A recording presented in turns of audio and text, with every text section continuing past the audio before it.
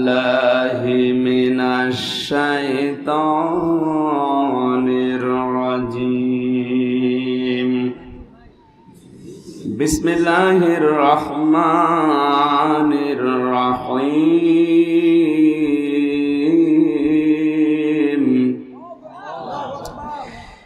إن المسلمين والمسلمات والمؤمنين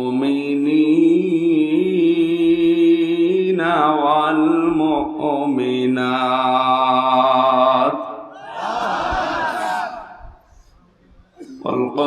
والقانتين والقانتات والصادقين والصادقات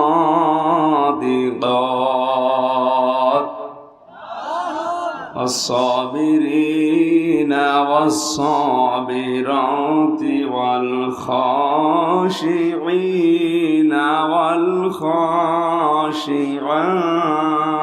والخاشعات والمتصدقين والمتصدقات والصائمين والصائمات والحافظين فروجهم والحافظات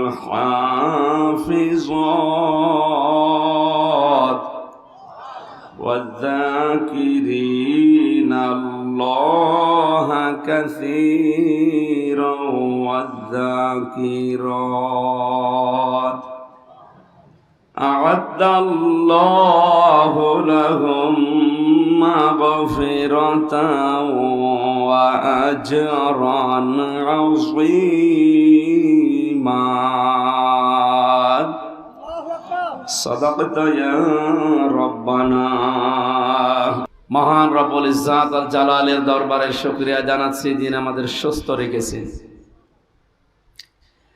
বিজ্ঞান এখন প্রমাণ করছে মানুষের এই মুখ দিয়ে কয়েক ইঞ্চি জায়গা, এখান থেকে এক একটা কথা তৈরি হতে 27টা স্তর পার করা লাগে।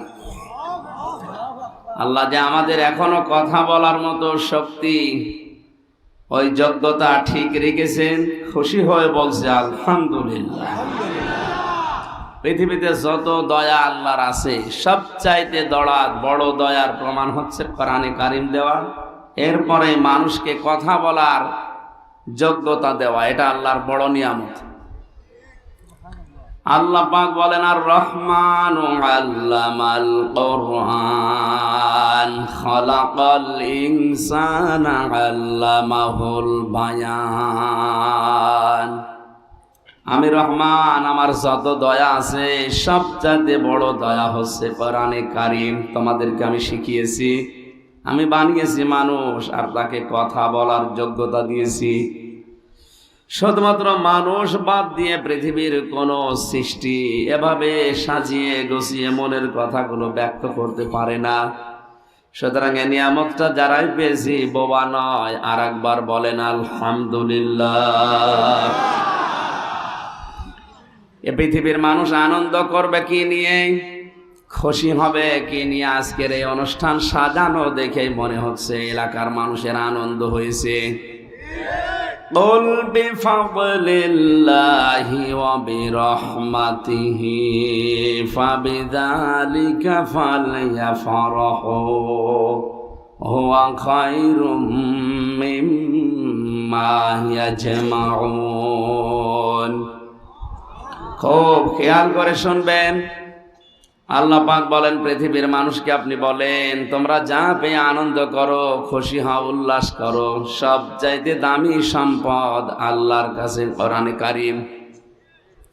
এইটা যারা গেইন করতে পেরেছে, অ্যাচিভ করতে পেরেছে, যারা অর্জন করতে পেরেছে, তামাম দুনিয়া যদি কেউ পেয়ে আনন্দ করে, তার তুলনায় আল্লাহর কাছে কোরআন শ্রেষ্ঠ। এ কথা বলার অর্থ হচ্ছে কোরআনের সাথে যে জিনিসের সম্পর্ক, ওইটা নিয়ে মুসলমানেরা আনন্দ করতে পারে। কোরআনের সাথে যার সম্পর্ক নেই, ওই জিনিস নিয়ে মুসলমানের আনন্দ করা জায়েজ নেই। এই যে কয়েকদিন আগে একটা দিবস চলে গেল, বিশ্ব বিহায়া দিবস।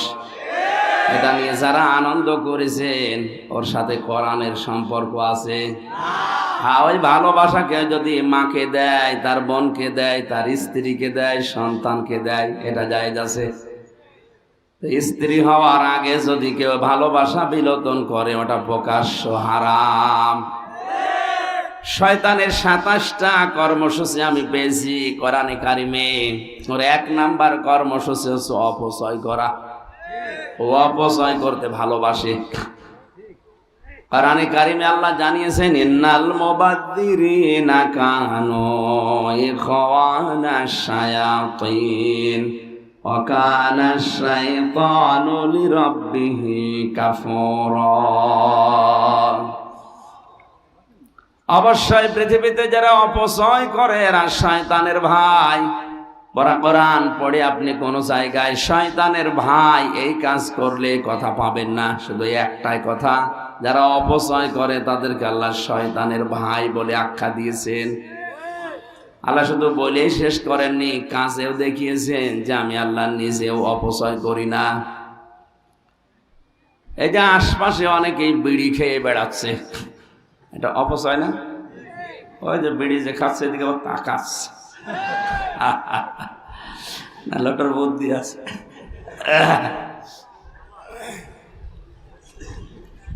প্রায় 22,000 কোটি টাকা শুধু মানুষ ধোয়া দিয়ে 1 বছরে উড়িয়ে দিচ্ছে এই বাংলাদেশে। এমনি গরিব দেশ, ধার দেনা করে পদ্মা সেতু, টানেল, কত কিছু আমরা বানাচ্ছি। টাকা নেই বলেই তো ধার করা, খরচ করা লাগছে। কথা বলেন ঠিক কিনা? আর সেই দেশের মানুষ যদি এত টাকা ফো দিয়ে, আগুন দিয়ে উড়িয়ে দেয়, দেশ ডিজিটাল থেকে স্মার্ট হবে, তাহলে স্বপ্নই দেখে যাবেন কিয়ামতের আগে হবে না। এই জন্য আমাদের ডিজিটাল থেকে স্মার্ট হওয়ার জন্য অপচয় বন্ধ করা লাগবে। রাতের বেলায় একটা লাইট দিলেই হয়, 22টা লাইট জ্বালিয়ে রেখেছে আন্দাজে। আল্লাহ রাব্বুল আলামিন আয়াতের প্রমাণ দিয়েছিল 3.5 হাত বডির ভেতরে। বিজ্ঞান এখন দেখতে পেয়েছে আয়াতটা নিয়ে যে মানুষ যত খাবার খায়, এই খাবারগুলো হজম করার জন্য একটা রস লাগে, পিত্ত রস। এটা তৈরি হয় খাবারের নির্যাস থেকে। এ ফোঁটা ফোঁটা করে ওই রসগুলো পড়তে থাকে খাদ্যের উপরে, তখন খাবারগুলো তাড়াতাড়ি হজম হয়ে যায়। এটা এত দামি জিনিস, যতক্ষণ পর্যন্ত খাবার আপনার পেটে আছে ততক্ষণ ওই রস পড়তেই থাকবে। খাবার যখন থাকবে না, আপনার পেট খালি থাকবে, ওই মুখটা অটোমেটিক বন্ধ হয়ে যাবে। আল্লাহ জানাতে চেয়েছেন পৃথিবীর বান্দা বান্দিরা, আমি শুধু ওয়াজ করে শেষ করে দেয়নি যে অপচয় আমি করি না। অপচয় করলে সে শয়তানের ভাই। আমি নিজে এটা দেখিয়েছি। এ দামি জিনিস যদি খোলা থাকে পড়তেই থাকবে, এটা অপচয়ের শামিল। এ কারণে দামি জিনিসটা যতক্ষণ তোমার পেটে খাবার নেই এটা পড়বে না, অটোমেটিক মুখ বন্ধ হয়ে যাবে। শয়তানের 2 নাম্বার টার্গেট ছিল পৃথিবীতে সব সময় যৌনতা ছড়াতে ভালোবাসে। অবলম্বপনা, বেহায়াপনা, বিশেষ করে মানুষের লজ্জা স্থানের প্রতি ওর আকর্ষণ বেশি। এই 14 ফেব্রুয়ারি পালন করার সবচাইতে বড় টার্গেট উলঙ্গপনা। কথা বলছেন এখন শফিক রেহমান, এ শয়তানের ভাইরা ভাই ইংল্যান্ড থেকে এই দিবসটা এনেছিল আমাদের কাছে ধার করে, ভিক্ষা করে। অথচ এই দিনে হয়তো আপনারা ইসলামী মাইন্ডের লোক এজন্য টের পাচ্ছেন না। কলেজ বিশ্ববিদ্যালয়ের দিকে তাকান, এদিনে সে কত মানুষ তার ইজ্জত হারিয়েছে, ফেরেশতারাও লিখে শেষ করতে পারছে না। এই জন্য আমাদের সাবধান হওয়া লাগবে। শয়তান কিন্তু জান্নাত থেকে হযরতে আদম এবং হাওয়াকে বের করে দেবে, উদ্দেশ্য তার ছিল না। এইদিকে তাকান, আমি যতগুলো তাফসীর পড়েছি, মুফাসসিরিন ইকরাম লিখেছেন জান্নাত থেকে শয়তান আদম এবং হাওয়াকে বের করে দেবে, উদ্দেশ্য তার ছিল না। ওর উদ্দেশ্য ছিল কি করে এদের লজ্জা স্থান দেখা যায়। এই জন্য শয়তান হচ্ছে যৌনবাদী। আসতে পারে আর আমাদেরকে যারা মৌলবাদী নাম দিয়েছেন, অসুবিধা নেই, মৌল মানে মূল। আমরা মূলে আছি, পৃথিবীর সবচাইতে বড় মূলে আছে আমার আল্লাহ। আল্লাহকে যারা ধরে রাখে, তার কোরআন যারা আঁকড়িয়ে ধরে, তাদেরকে ওনারা মৌলবাদী বলে। আমরা উল্টা উল্টা নাম দিয়ে বলবো আপনারা যৌনবাদী। এই যে বেহায়াপনা, উলঙ্গপনা, যৌনতা ছড়াতে ভালোবাসে শয়তান। সুতরাং এই দিবসটা যারা পালন করছেন, এর সাথে কোরআনের কোনো সম্পর্ক, হাদিসের সম্পর্ক আমরা পেলাম না। তাহলে ওই জিনিস নিয়ে আগামী বছর থেকে আর কোনো আনন্দ এ দেশে হবে না। যারা করবে ওরা মুসলমানের বাইরে। কথা বলে না কেন? 96% মুসলমান এই দেশে, বাকি 4% আছে অন্য জাতি। ওরা করে করুক গা। তাহলে আমরা আনন্দ করব কি নিয়ে? আরো জোরে বলেন। আমাদের আনন্দের বিষয় যেহেতু কোরআনের সাথে সম্পর্ক আছে মাত্র 2টা দিবসের, ঈদুল আজহা, ঈদুল ফিতর। কিন্তু এই 2টা দিবসের শিক্ষা হচ্ছে আগে ত্যাগ, এরপরে ভোগ। আপনি ঈদুল আজহায় গরু জবাই করবেন না, আগে খেতে পারবেন না। আগে গোশত গুলো গরিব মানুষকে দিয়ে আসেন। ওরা ছেলে মেয়ে নিয়ে রান্না করে খাবে, আনন্দ করবে, খুশি হবে, ওদের হাসি দেখে আপনি খাবেন। এক কথা বলছেন। তাহলে আগে ত্যাগ, এরপরে ভোগ। ঈদুল ফিতরে সারা মাস রোজা রাখার পরে আপনি মরণের খাওয়া খাবেন, হবে না। আগে ফিতরা দেন, আগে যাকাত দেন, দান করেন, সাদকা করেন। ওই টাকা নিয়ে ওরা সেমাই কিনবে, খাবে, ওদের ছেলে মেয়েরা আনন্দ উল্লাস করবে, ওইটা দেখে আপনি আনন্দ করবেন। এই দিবসেও আগে ত্যাগ, এরপরে ভোগ। মুসলমানদের এই 2টা দিবস বাদ দিয়ে যত দিবস আমরা দেখি, কোন জায়গায় ত্যাগ নেই, আগে ভোগ এরপরে ত্যাগ। পয়লা বৈশাখের নামে যেটা চলে, কি আগে ভোগ না আগে ত্যাগ? এইটা খাবো, ওইটা খাবো, এটা নেবো, ওইটা নেবো, শুধু নতুন নতুন জিনিস নেব আর খাবো। আন্তর্জাতিক সাম্রাজ্যবাদী যারা, এরা আজ নতুন নতুন দিবসগুলো মুসলমানদের দেশে সাপ্লাই দিয়ে এদের পকেটের টাকাগুলো খসিয়ে নেওয়ার ব্যবস্থা করছে। এখানে কোরআনের সাথে যে দিবসের সম্পর্ক নেই, সে জন্ম দিবস হোক, মৃত্যু দিবস হোক, আর প্রত্যাবর্তন দিবস হোক, ওরা আমরা পালন করব না। কারা এটা রাজি আছেন দেখি? লিল্লাহি তাকবীর। আন্দাজে হাত তোলা না। এরপরেও যদি বাবার জন্মদিন, মৃত্যুদিন পালন করেন, আপনার খবর আছে না? আন্দাজে হাত তুলে বলে ফেললেন। জন্মদিন মৃত্যুদিন হলেও তো একটা মানা যায়, কে কোন ছাতা, কোন দিন কোন দেশ থেকে এসেছে, তারও দিবস চলছে। এভাবে করতে করতে যদি সবই দিবস হয়ে যায়, আমরা কোন দিন কি করব বলেন? যে আজকের এই দিনের সাথে সম্পর্ক, এই যে সুন্দর আয়োজন, এটার সাথে সম্পর্ক কিসের? কোরআনে কারিমের আলোচনা বাদ দিয়ে যদি বলা হতো এখানে মমতাদের ড্যান্স হবে, নাচ হবে, গান হবে, আপনারা আসতেন? আসতো। ওই ক্লাস আলাদা আছে।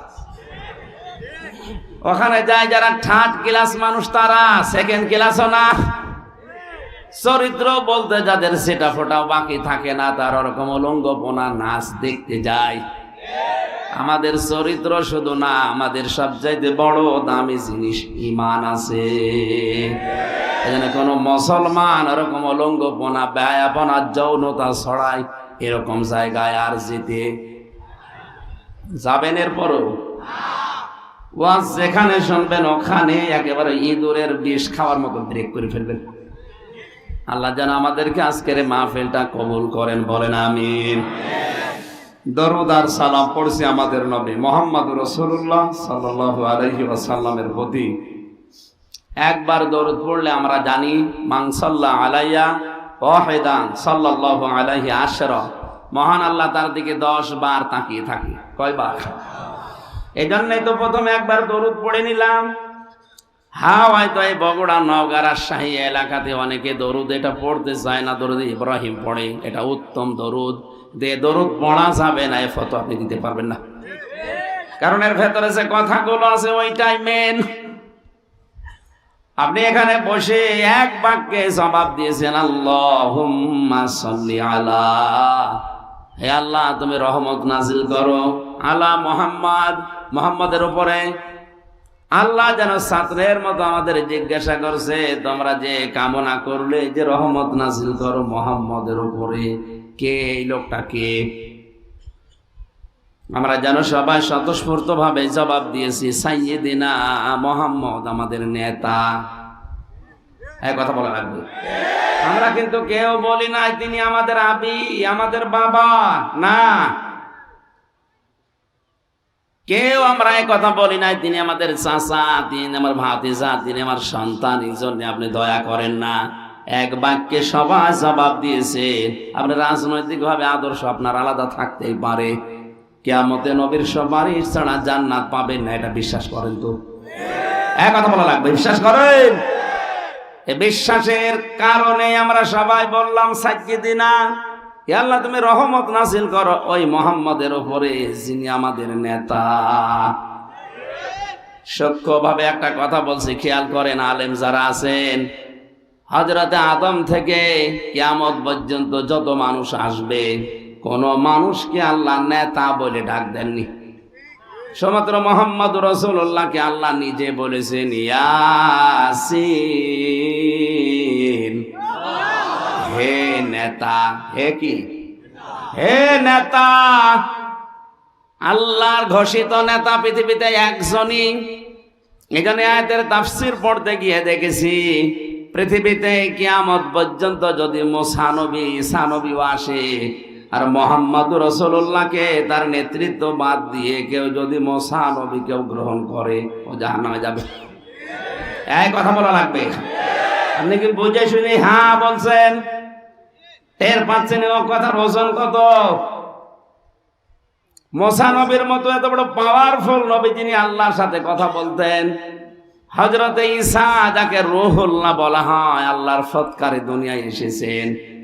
এত বড় পাওয়ারফুল নবীগুলো যদি দুনিয়ায় কোনোদিন আসে, আর মুহাম্মদ রাসূলুল্লাহর আদর্শ বাদ দিয়ে কেউ যদি ওইদিকে দৌড়ায়, আল্লাহর নবী বলেন নিশ্চিত সে জাহান্নামী। বগুড়াবাসী এখনো কি আপনার মাথা খোলে না? এত বড় নবীরা, তাদেরকে যদি মেনে নিলে জাহান্নামে যাওয়া লাগে এখন, তাহলে বিশ্ব নবী বাদ দিয়ে আজ যারা অন্য কাউকে আদর্শ মেনে রাজনীতি করছে, সরাসরি ফতোয়া দিলাম আপনি জাহান্নামী। আর কারো লাগবে না। কারণ ইয়াসিন শব্দের 5টা অর্থ আছে তাফসিরে কাবিরে। সিন মানে সাজ্জাদুল আলামিন, সিন মানে সাজ্জাদুল কাউনাইন, সিন মানে সাজ্জাদুল আম্বিয়া, সিন মানে সাজ্জাদুল মুরসালিন। 1 ঘন্টা কথা বললে আমি কমপক্ষে 20 ঘন্টা ওই আয়াতের উপরে দেখে আসি। যত তথ্য আছে সব ডেলিভারি দিতে গেলে হয়তো অনেক সময় লাগবে, এখানে তাড়াতাড়ি করছি। আলেম যারা আছে তারাই বুঝলে হবে, সিন শব্দের শাব্দিক অর্থ সাজ্জেদ। সিন মানে কি? সাইয়্যেদ মানে নেতা। সবাই মিলে আমরা রহমত কামনা করলাম, দয়া কামনা করলাম যার উপরে, তিনি সাধারণ মানুষ না, তিনি আমাদের আরো জোরে। এজন্য নেতৃত্বের গুণাবলী এটা আলাদা জিনিস। যে ব্যক্তি নেতা হয়ে মানুষের অধিকার নষ্ট করে, তার জন্য নেতা হওয়া রাজনীতি করা জায়েজ নেই। এটা তো আমি বানালাম না, মানে কোথায় আছে বলে? কোরআনে তো কোন জায়গায়? সূরা বাকারা 1 নাম্বার পারা 18 নাম্বার পৃষ্ঠার 4 নাম্বার লাইনের 6 নাম্বার লাইনের 124 নাম্বার আয়াতে তথ্য আছে। হযরত ইব্রাহিমকে আল্লাহ জাতির নেতা বানিয়েছিলেন, জাতি না মানুষের নেতা, ইমাম বানিয়ে দিয়েছিলেন। তিনি সঙ্গে সঙ্গে ওই দিন আল্লাহকে জানিয়েছেন, আল্লাহ নেতা হওয়ার যোগ্যতা কি শুধু আমাকেই দিলে?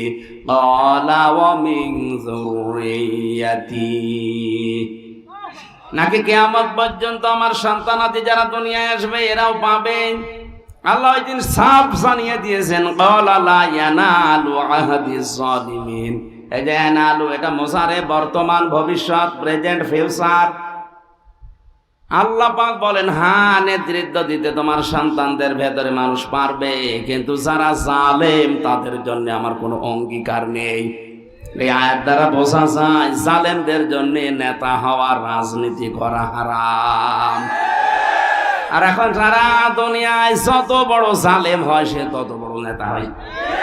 আর আমাদের আবার নিষেধ করে না, আপনারা এই লাইনে আসার দরকার নেই, আপনারা মসজিদে বসে খানকায় বসে হু হু করেন। অথচ আল্লাহ আমাদেরকে পাঠিয়েছে কোথায়?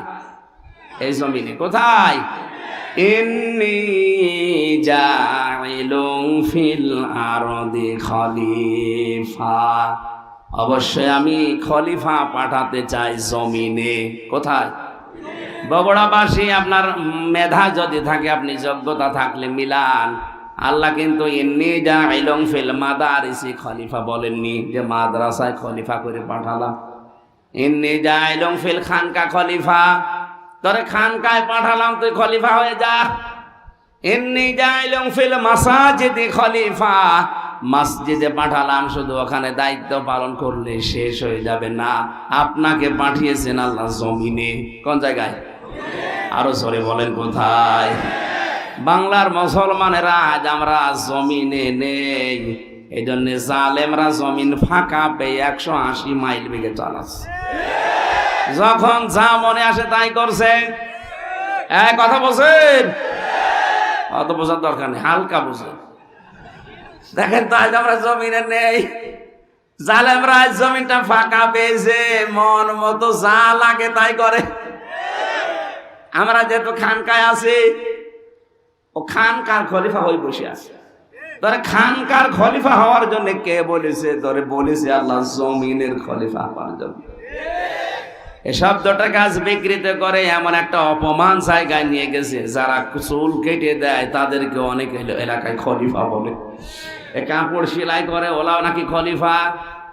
এমনকি দাঁতের যারা ডাক্তার, আমি অনেক জেলায় শুনেছি, ওদের ডাক্তার বলে না, বলে খলিফার কাছে যাচ্ছি।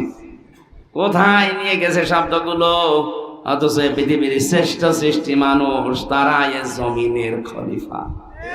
আরো জোরে বলেন। আল্লাহ আমাদেরকে সাজ্জেদানা হিসাবে বিশ্ব নবীকে মানার তৌফিক দিন। 2 নম্বরে আল্লাহ বলছেন আর কি পরিচয় তার? আপনি বললেন মাওলানা। মাওলানা মানে আমির হামজা। হ্যাঁ, মাওলানা মানে গাইডলাইন দাতা, অভিভাবক, পথ প্রদর্শক। তার দেখানো পথ বাদ দিয়া যারা মাওলানা হিসাবে, অভিভাবক হিসাবে অন্য কাউকে গ্রহণ করেছেন, আপনি নিশ্চিত থাকেন জাহান্নামী। আল্লাহর নবী পথ দেখিয়েছেন, লা তাত্তাখিযুল কুবুর মাসাজিদা, কবরকে মসজিদের মতো সেজদার জায়গা বানিও না। এই হাদিস তো আমি বানালাম নাকি? এই বলেন না কেন? অথচ যে দরুদ পড়ার পরে নবীর আশিক দাবি করছে, গরম সুন্নি ঠান্ডা সুন্নি নাম দিয়েছে। তারা কবরের পাশে যে অনেকে পরীক্ষা দেবে, তাদের বলছে বাবা দোয়া করে দিন, কলম করে দিন। কোরআনে কারীম জানিয়েছে, হে নবী, সূরা ফাতিরের ভেতরে আছে, হে নবী, মারা যারা গেছে ওদেরকে আপনি কিছু শোনাতে পারবেন না। যে লোকটা মারা গেল সে যত বড় আল্লাহর ওলি হোক, ও কবরে শুনতে পারে কিছু। এক কথা বলেন না কেন? আপনি কোন নিয়তে গেলেন? এটা তো নবীর আদর্শের পথ হয়নি। সাইয়েদেনা মাওলানা আপনার এখনো ঠিক হলো না। তিনি যে পথ দেখিয়ে গেলেন, ওই পথ বাদ দিয়ে বাঁকা পথে আপনি হাঁটতেছেন। সুতরাং কিয়ামত পর্যন্ত দরুদ পড়লে 10 বার নেকি হওয়া দূরের কথা, আপনার আর গুনাহ হবে। কারণ আপনার মাওলানা ঠিক নেই, সাইয়েদেনা ঠিক নেই। এই কথা বুঝতেছে? আল্লাহ আমাদেরকে দরুদ যেটা পড়েছি প্র্যাকটিক্যাল লাইফে কাজ করার তৌফিক দিন, বলেন আমিন। কোরআনে কারীমের সূরা আহজাব 35 নম্বর আয়াতটা পড়েছি, খুব খেয়াল করে শোনেন। আজকের আলোচনার বিষয় হচ্ছে আল্লাহর ক্ষমা এবং মহান পুরস্কার আল্লাহ কাদেরকে দেবেন সেই ওয়াদা দিয়েছেন এই আয়াতে। আমরা সবাই একটা জিনিস চাই, আল্লাহর ক্ষমা। কথা বলেন না কেন? কিয়ামতের ময়দানে এর চাইতে বড় জিনিস আর নেই।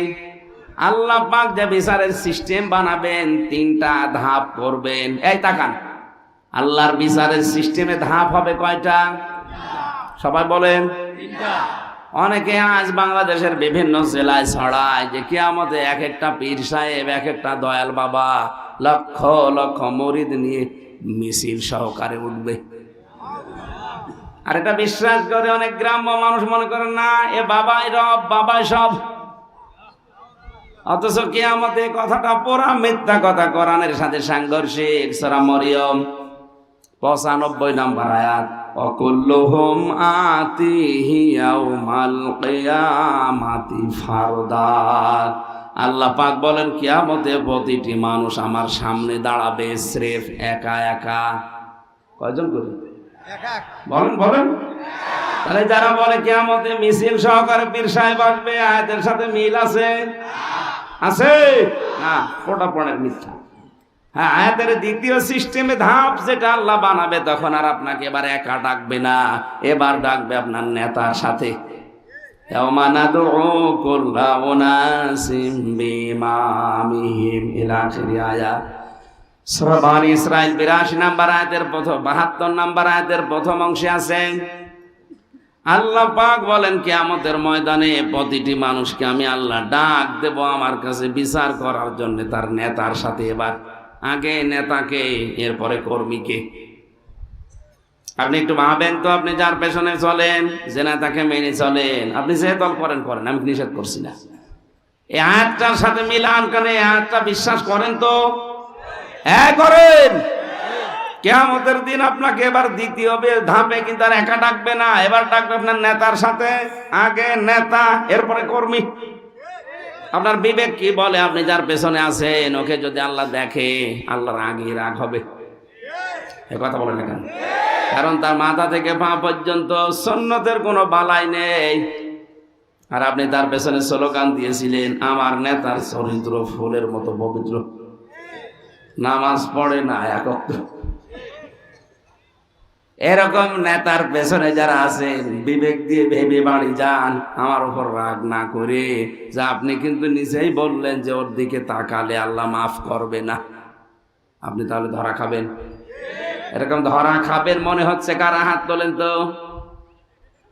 ওই এলাকায় মনে হয় এরকম লোক নেই, আলহামদুলিল্লাহ, ভালো মানুষ। নেতা ঠিক করে ফেলেছেন। এমন কোন মানুষের পেছনে স্লোগান দেওয়া যাবে না যে মানুষকে আল্লাহ কিয়ামতে দেখলে আল্লাহর আগেই রাগ হয়ে যাবে, আমার পর্যন্ত আশা লাগবে না। অনেকেই মনে মনে ভাবে আমি নামাজ পড়ি, রোজা রাখি, আমার বউ পর্দায় থাকে, আমার ব্যবসা হালাল, একটু নাই সাপোর্ট করি, এতে কি? এতে কি? এতে কি আপনি বোঝেন? সূরা আরাফ 8 নাম্বার পারার 20 নাম্বার পৃষ্ঠার 3 নাম্বার লাইনের 83 নাম্বার আয়াতটা খোলেন। ফাংজাইনাহু ওয়া আহলাহু ইল্লা মারাতা কানাত মিনাল গাবিরিন। জেলখানায় থাকতে এটা আমার আরো পরিষ্কার হয়েছে বেশি। তাফসিরে ফি জিলালিল কোরআনের ভেতরে তথ্য আছে। আল্লাহ পাক বলেন ফেরেশতা দুইজনকে পাঠালাম।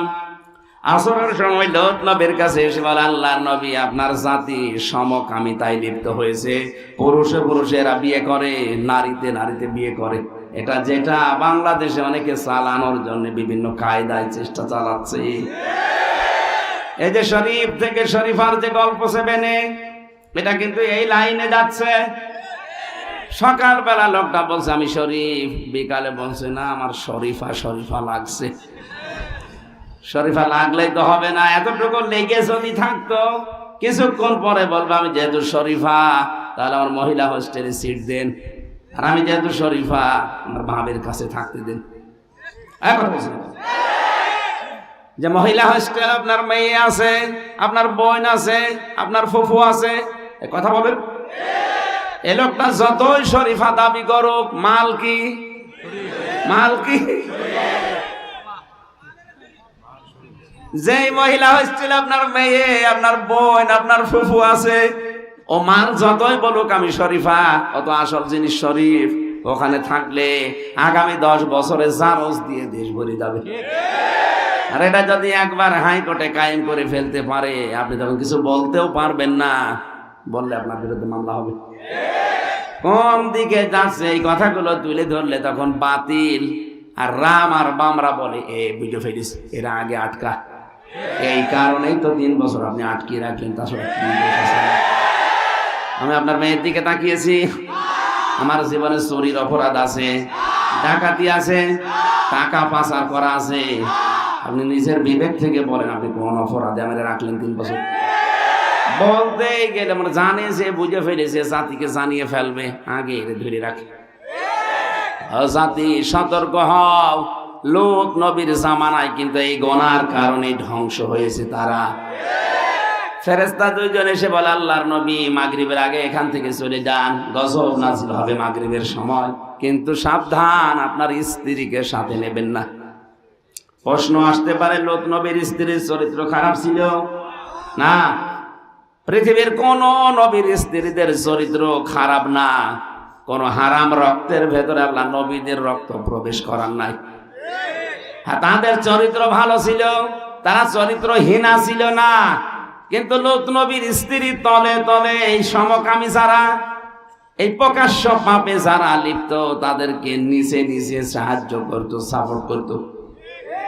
বগুড়ার মানুষেরা একটু আপনার বিবেক কি খুলবে না? নবীর স্ত্রী সাধারণ মানুষের না, তার নিজের চরিত্র ভালো, সে চরিত্রহীনা না। শুধু চরিত্রহীনদেরকে নিচে নিচে সাপোর্ট করার কারণে আল্লাহ যদি তারে ধ্বংস করে জাহান্নামে দিয়ে দেয়, আপনি আর কোন জায়গার কে? মনে করেন আমি নামাজ পড়ি, রোজা রাখি, আমার বউ পর্দায় থাকে, আমি না একটু সাপোর্টই করি, তা আপনি একটু সাপোর্ট করে যদি জাহান্নামে না যান, লূত নবীর স্ত্রী জাহান্নামে যাবে কোন কারণে বলেন? সে তো আর সমকামী ছিল না, তার তো স্বামী ছিল। এক কথা বলুন। আমি আশা করি আপনি কথা বুঝেছেন। এরপরেও যদি না বোঝার ভান করে থাকেন, আগে দিকে আসেন, আসেন। কিয়ামতের সবচাইতে বড় জিনিস যেটা আল্লাহর মাগফিরাত, আল্লাহর ক্ষমা। এজন্য সব সময় মানুষের আমল হওয়া দরকার ইস্তেগফার আর ক্ষমা চাওয়া, আল্লাহর কাছে তওবা করা। এখানে একটা পয়েন্ট বলছি, অনেকে জানেন কি জানেন না জানি না, ইস্তেগফার আর তাওবা এটা কিন্তু এক জিনিস না। এর 2টা শব্দের মাদ্দাও এক না। ইস্তেগফারের আসল শব্দ গাফারা। আপনি এটা সব সময় করতে পারেন, যখন তখন বলেন আল্লাহুম্মা গফিরলি আস্তাগফিরুল্লাহ, আল্লাহুম্মা গফিরলি আস্তাগফিরুল্লাহ, সব সময় বলেন, আপনাকে মাফ করবে আল্লাহ। 2 নম্বর যেটা তাওবা, এটা কিন্তু সহজ জিনিস না যত সহজে শোনা যাচ্ছে। কেউ যদি তাওবা করে তার 3টা শর্ত মানা লাগবে। কয়টা? ওয়ানিবু ইলা রাব্বিকুম ওয়া আসলিমু লাহু মিন ক্বাবলি আইয়াতিয়াকুমুল আযাবু সুম্মা লা তুনসারুন। সূরা জুমারের ভেতরে আছে, আল্লাহ পাক বলেন 1 নম্বরে সে আল্লাহর দিকে ফিরে আসবে, 2 নম্বরে আল্লাহর বিধানের সামনে আত্মসমর্পণ করবে, 3 নম্বরে 2টি কাজ করবে ওই সময় যখন তারে আর সাহায্য করা হবে না। তার মানে মরণের সময়। কোন সময়? মরণের আগে আপনাকে কাজ করা লাগবে। এখন মরণ আসবে তো 71 সালে, কখন? যখন তখন আমি বসে আছি, উঠতে পারবো, সে গ্যারান্টিও নেই, মরে যেতে পারি। সুতরাং তাওবা যদি কেউ করে, এখন আর আস্তাগফিরুল্লাহ আল্লাহুম্মা গফিরলি না, তাওবা এখনই করা লাগবে। এক কথা বলুন। আল্লাহর কাছে কেউ যদি তাওবা সত্যিই করতে পারে, আর ওই কাজ যদি আর রিপিট না করে, সকালে জেনা করে এসেছে, এসে বলছে আস্তাগফিরুল্লাহ রাব্বি মিন কুল্লি যামবিন, আমি আর করব না, বিকালে আবার সুযোগ বের, বলছে পরে আবার তওবা করে নেব। এটাই আর কি মারা হবে? এটা কি? কারণ তাওবা জিনিসটা কি? কেউ যদি তাওবা করে, ওর পেছনের অপরাধ আল্লাহ মাফ করে দেয় না, ওই জায়গাটা মাফ করে দেওয়ার পরে ফাঁকা জায়গা নেকি দিয়ে ভরাট করে দেয়। সূরা ফুরকানের ভেতরে তথ্যটা আছে, ইল্লাল্লাযীনা তাবু ইল্লাল্লাযীনা আমানু ওয়া আমিলুস সালিহাত ইলা আখিরি আয়াত। আমার মূল বিষয় ছিল এখানে এটা, কোন মানুষ যদি আল্লাহর মাগফিরাত পেয়ে যায়, ও যেন সব পেয়ে গেছে। কিয়ামতের 2য় ব্যবস্থা হবে, কিয়ামতের যে সিস্টেমগুলো আল্লাহ একা ডাকবে, 2য় নেতা সহ, 3 নম্বরে সবাইকে মিলে এবার এক জায়গায় হাজির করবে। ওঠ, প্রত্যেকটি মানুষকে সামনে দাঁড় করিয়ে বলবে, বল 5টা প্রশ্ন তোরে জিজ্ঞাসা করব। বগুড়াবাসী, এটা আমাদের আগের থেকে তৈরি করে নিয়ে যাওয়া লাগবে। আল্লাহর বিচার ব্যবস্থায় কোনো অবিচার আপনি পাবেন না। আল্লাহর বিচার ব্যবস্থায় ন্যায় বিচার করলে কেউ বাঁচবে না। আমি আবার বলছি, আল্লাহর বিচার ব্যবস্থায় আল্লাহ অবিচার, জবাব দেন, ন্যায় বিচার করলে কেউ বাঁচবে না, প্রত্যেকেই ধরা খাবে। কেমন হয়ে গেল, উনি অবিচারও করেন না, ন্যায় বিচার করলেও কেউ বাঁচবো না, তাই করবেন কি? হ্যাঁ, একটা পদ্ধতি আছে, আল্লাহ যদি কাউকে মাফ করে দেয়, এইটা আসল পদ্ধতি। এই জন্য কাবা শরীফ যারা তাওয়াফ করে, ষষ্ঠ চক্করে আল্লাহকে বলা লাগে, আল্লাহুম্মা ইন্না আলাইয়া হুকুকান ফীমা বাইনি ওয়া বাইনিকা। হে আল্লাহ, তোমার ঘর কাবায় এসেছি, তুমি আমাকে বান্দা হিসাবে অনেক কিছু দিয়েছো, তুমি যে আমার রব এই হিসাবে আমি কিছু দিতে পারিনি। একটাই আমার পুঁজি আছে, তুমি আমারে মাফ করে দাও। যেন আল্লাহর মাগফিরাত এটা বড় জিনিস। কেউ যদি মাগফিরাত পেয়ে যায়, আল্লাহ বলেছেন আজরান আযীমা, তার জন্য আমি আল্লাহ মহান পুরস্কার, তার মানে জান্নাত যে বাগান, এটা তার জন্য রেখে দিয়েছি। তাহলে আল্লাহর মাগফিরাত আর আল্লাহর বড় নিয়ামত যেটা আজর, জান্নাত, এটা পাওয়ার জন্য 10 প্রকার মানুষের নাম আয়াতে আছে। সূরা আহজাব 35 নম্বর আয়াত। দেখেন তো আমরা 10 প্রকারের কোন প্রকারে আছি কিনা, না শেষ করে দেব? থাকবেন? ইন্নাল মুসলিমিনা ওয়াল মুসলিমাত, অবশ্যই মুসলমান পুরুষ এবং মুসলমান নারী যারা, তাদের জন্য ক্ষমা এবং তাদের জন্য জান্নাত। বলেন সুবহানাল্লাহ। এই পৃথিবীর 850 কোটি মানুষ, এখন মাত্র 175 কোটি আমরা মুসলিম। আমরা এই আয়াতের ভেতরে আছি। হ্যাঁ, কম বেশি আমল থাকতে পারে, কিন্তু আমার পরিচয় আমি। আরো জোরে বলেন। এটাতে কত বড় নিয়ামত আপনি এখন টের পাচ্ছেন না, কারণ এই নামটা আল্লাহ নিজে সরাসরি দিয়েছেন, অথবা আমাদের জাতির পিতা যাকে আমরা স্বীকার করি, হযরত ইব্রাহিম নবী দিয়েছেন। এই হওয়ার ফাইল দুইটাই হতে পারে, মিল্লাতা আবিকুম ইব্রাহিমা হুয়া সাম্মাকুমুল মুসলিমিন। তোমাদের জাতির পিতার নাম ইব্রাহিম, আর তিনি তোমাদের নাম দিয়েছেন মুসলিম। আজ মুসলমান নাম অনেকে রাখতে চাচ্ছে না। মুসলমান শব্দ যেখানে দেখে কেটে সেটে বাদ দিতে চায়। আমি নাম নাই নিলাম, কত জায়গা থেকে বাংলাদেশে মুসলমান নাম উঠে গেছে। দেখেন, কথা বলেন না কেন? বিশ্ববিদ্যালয়ের মনোগ্রাম গুলোতে আগে কোরআনের আয়াত লেখা থাকতো, নবীর হাদিস লেখা থাকতো, খায়রুকুম মান তাআল্লামাল কোরআন ওয়া আল্লামা, ইন্নাদ দীনা ইনদাল্লাহিল ইসলাম, ইকরা বিইসমি রাব্বিকাল্লাযী খালাক, বিসমিল্লাহির রহমানির রহিম। অথচ এইগুলো এখন বাদ দিয়ে এই জায়গাগুলোতে এমন কিছু দিয়েছে যেটা মুখে বলাও কষ্টকর। আরে ভাই, আমরা তো অন্য জাতি না, আমরা তো খ্রিস্টান না, আমরা তো ইহুদি না, আমরা তো মুশরিক না, আমরা তো বৌদ্ধ না, আমরা কি? হ্যাঁ বলেন। আল্লাহর ক্ষমা যদি কেউ পেতে চায়, তাকে মুসলমান হওয়া লাগবে। এখন মুসলমান কাকে বলে? সিলমন শব্দ থেকে এসেছে এটা। সেলমন বা সালমন মানে শান্তি, সুখ। কি বললো? সেলমন বা সালমন এর শাব্দিক অর্থ হচ্ছে শান্তি, সুখ, নিরাপত্তা। হযরত ইব্রাহিম আলাইহিস সালাম তার জীবন দিয়ে দেখিয়েছেন, আল্লাহ পাক যখন যে অর্ডার তাকে দিয়েছেন, আমি তার পুরা জীবনে বড় বড় 10টা পরীক্ষা পেয়েছি। কেউ যদি 10টা পরীক্ষা ইব্রাহিম নবীর মতো সম্মুখীন হতে পারে, আর যদি টিকে থাকতে পারে, তার জন্য আগুনের ওই কুণ্ডলী বাগান হয়ে যাবে।